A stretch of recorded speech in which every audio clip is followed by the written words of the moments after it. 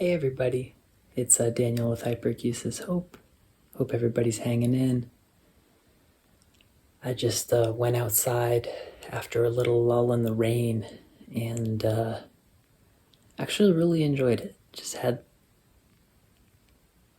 a couple moments where I was just, in the moment, and it was really nice. I'm going to show you some of the little shots that I captured. Sometimes you really just have to appreciate the little things. So today I'm going to make a little video based on a post I made on one of the Facebook groups where I asked Hyperacusis veterans, what would you tell yourself 1 year in? I'm 1 year in, just past my 1 year, anniversary with Hyperacusis. So I just want to preface this by saying that, these aren't my quotes. I don't have an official position on protecting or exposing. I always say, though, that you should err on the side of caution. We all have a different journey with this. So let's get right into it. So one person says, 1 year in, I would have told myself baby steps. This condition becomes your new normal, and just breathe. Learning to accept a new me with the hearing condition. Finding a healthy, calm routine. Research, and learning what is my new normal to minimize the pain induced from sound.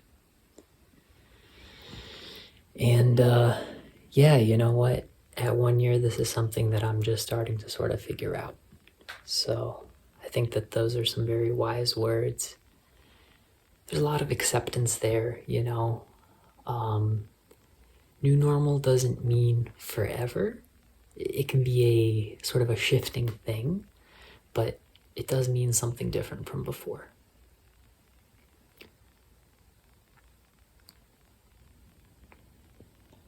The next person told me, this is what helped me. I'm now just over 2 years in and a great deal better.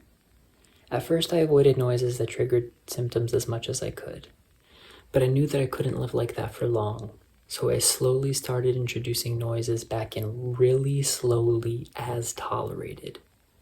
And last week I went back to church for the first time and I've been able to resume my art group mornings. They said I'm not back to normal yet, but I'm a lot better. And I also found myself getting angry when exposed to noise. And I concluded that this was part of the fight or flight response. So I used to say to myself, it's okay, brain, no threat. And I think that it helped give me a calm feedback. Someone else said, 1 day at a time, focus on the positive, keep mind engaged with other things, usually a book for me, so your brain doesn't focus on the noise. Learn where to go and not to go, and friends who drop you for not being able to go to noisy places they want to, or other accommodations for this condition, were never your friends to begin with, so don't give them another thought.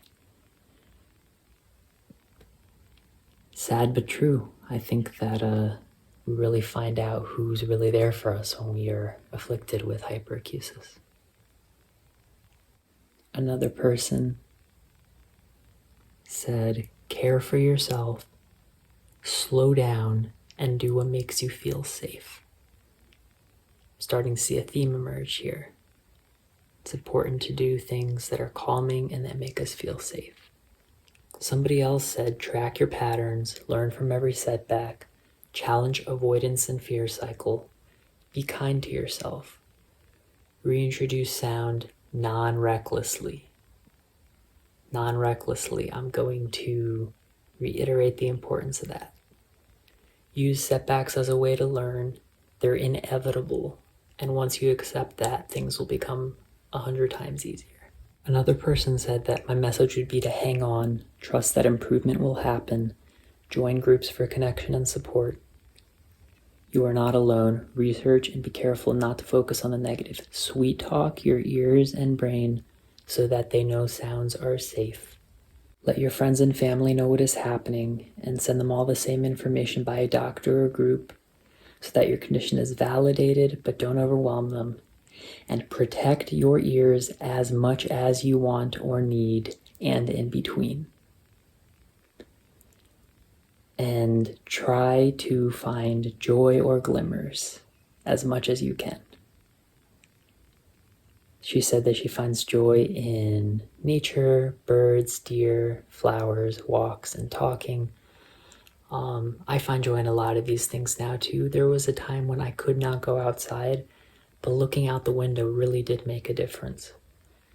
My dinner, would make a difference. So it really is important to focus on those little things.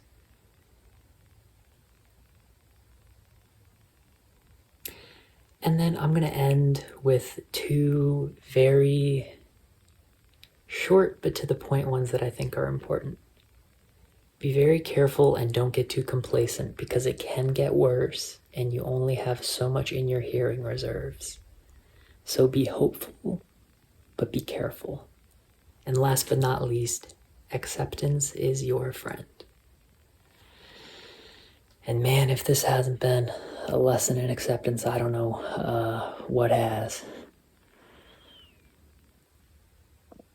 It is hot as heck up here. Glasses are slipping off my face, but hopefully there was something in there that you guys found useful. I found those useful. Drop a note in the comments if you have anything else you'd like to add. And I'll talk to you next time. Peace.